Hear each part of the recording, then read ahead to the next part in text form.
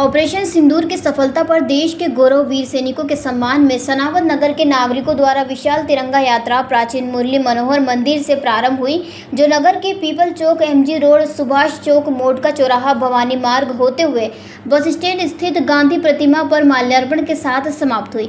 यात्रा में शामिल विधायक सचिन बिरला ने बताया कि पाकिस्तान द्वारा लगातार आतंकी गतिविधियों को बढ़ावा दिया जा रहा था तथा पहलगाम में निर्दोष हमारे देश के पर्यटकों की हत्या कर दी गई, जिसके चलते पूरे देश में पाकिस्तान के खिलाफ प्रदर्शन किया जा रहा था। इसी के चलते देश के यशस्वी प्रधानमंत्री नरेंद्र मोदी ने ऑपरेशन सिंदूर के माध्यम से पाकिस्तान में आतंकी गतिविधियों को संचालित करने वाले उनके अड्डों पर हमला कर उनका मुंहतोड़ जवाब दिया, जिसके चलते पूरा देश हमारे भारत के सैनिकों के सम्मान में तिरंगा यात्रा निकाल रहा है। यात्रा में बड़ी संख्या में पूर्व विधायक हितेंद्र सिंह सोलंकी, मंडल अध्यक्ष मानसी राठौर, राजेश पाल, प्रभात उपाध्याय, दिनेश शर्मा सहित बड़ी संख्या में आम नागरिक शामिल हुए।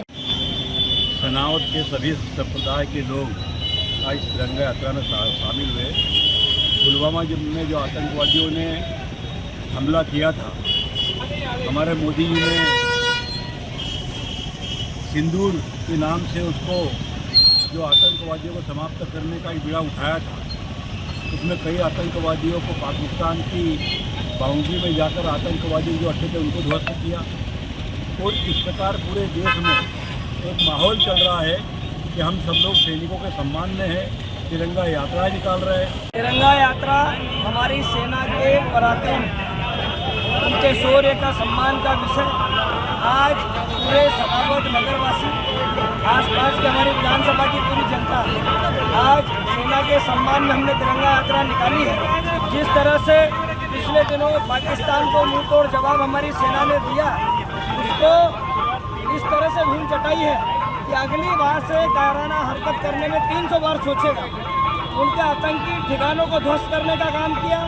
वो जगहों पर टारगेटेड प्लान रहे जहाँ से आतंक के बीज उपजते हैं, जहाँ से आतंक की धरती तैयार हो रही थी, उन सभी ठिकानों को नष्ट करने का काम हमारी सेना ने किया। आज हम सब उन्हें सैल्यूट करते हैं और देश के प्रधानमंत्री नरेंद्र मोदी जी के निर्णय को भी हम सब लोग सैल्यूट कर रहे हैं कि उन्होंने एक कठिन निर्णय लेते हुए पाकिस्तान को ध्वस्त करने का काम, पूरा मिशन था, उस तहत उन्होंने किया। और आने वाले समय में आप देखोगे भारत की तरफ को नजर उठा के भी नहीं देखेंगे। सनावद से नीलेश मालाकार की ये रिपोर्ट। जयराम जी, किशन काका, राम राम भाई, राम राम। क्या दोनों भाई बैठ के क्या हिसाब लगा रहे हो? ऊटी लहसुन के भाव आ गए क्या? अरे नहीं रे दादा, ये अपना रमेश नया मकान बनाने के लिए लोन ले रहा है। हिसाब किया तो पता चला कि लोन का पैसा तो ईंट और रेती में ही पूरा हो जाएगा। और अभी तो सीमेंट लानी है, सलिया लाना है और तो ठेकेदार को भी पैसे देने हैं। मेरे तो कुछ समझ में ही नहीं आ रहा कि कैसे बनेगा मेरा नया मकान। अरे किशन काका, कहाँ इन रेत, सीमेंट और लाल ईंटों के चक्कर में पड़ रहे हो? मेरी बात मानो तो अपने घर को बाबजी एएसी ब्लॉक से बनवाओ।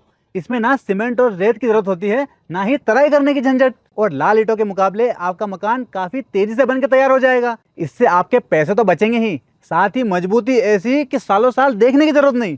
और इससे आप अपना मकान ही नहीं, कुएं और खेत की बाउंड्री वॉल भी बनवा सकते हो, जिससे रोजड़ों की समस्या भी खत्म हो जाएगी। वाह भाई, ये तो कमाल की चीज है। फिर तो मैं अपना घर बाबजी ब्लॉक से ही बनवाऊंगा। और मैं अपने खेत की बाउंड्री वाल। ज्यादा जानकारी के लिए स्क्रीन पर दिए गए नंबर पर अभी कॉल करें। बाबजी एएसी ब्लॉक्स, स्टील से मजबूती।